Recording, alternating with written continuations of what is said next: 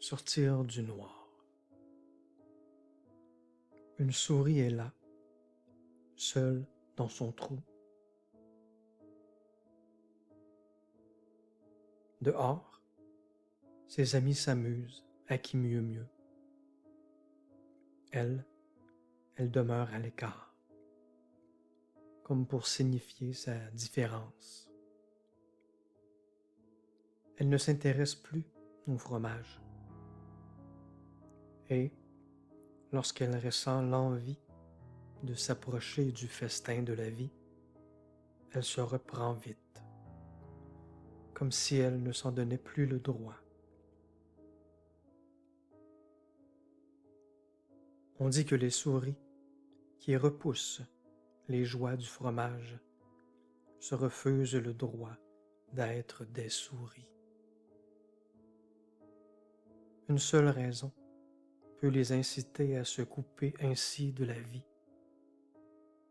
Elles ont rencontré un chat menaçant, ont été pourchassées par lui, harcelées, et elles ont maintenant peur d'être dévorées. Rien de plus triste pour une souris que de se retrouver seule dans un trou, sans fromage, sans vie normale. Elle ne demande pourtant qu'à faire comme les autres souris.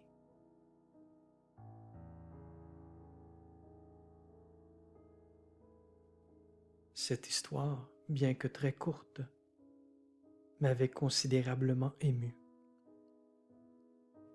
Je ne regardais plus la magicienne des mots. Mes yeux fixaient le sol. Mon menton tremblait. C'est peut-être pour cette raison qu'elle ne me raconta qu'une seule histoire ce jour-là. Lorsque je vis la dame du parc s'éloigner, je lui demandai de partager un autre conte avec moi. Elle continua sa route et me dit « Imprègne-toi de ceux que je t'ai déjà racontés et note ce qu'ils suscitent en toi. » Je n'étais pas certaine de bien comprendre son message, mais il m'intriguait. De retour chez moi, je me suis surprise à griffonner quelques mots sur une feuille. Sans trop savoir où me mènerait cette démarche, j'écrivais. Avec chacun des mots, ainsi exprimés, je sentais quelque chose s'alléger en moi.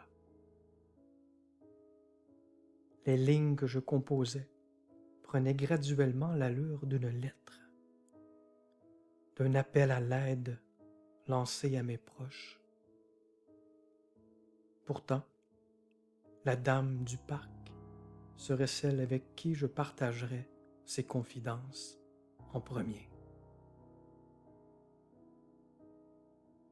Quelques jours plus tard, je lui confiai ma lettre. Elle la prit et la parcourut attentivement. Voici ce qu'elle put y lire.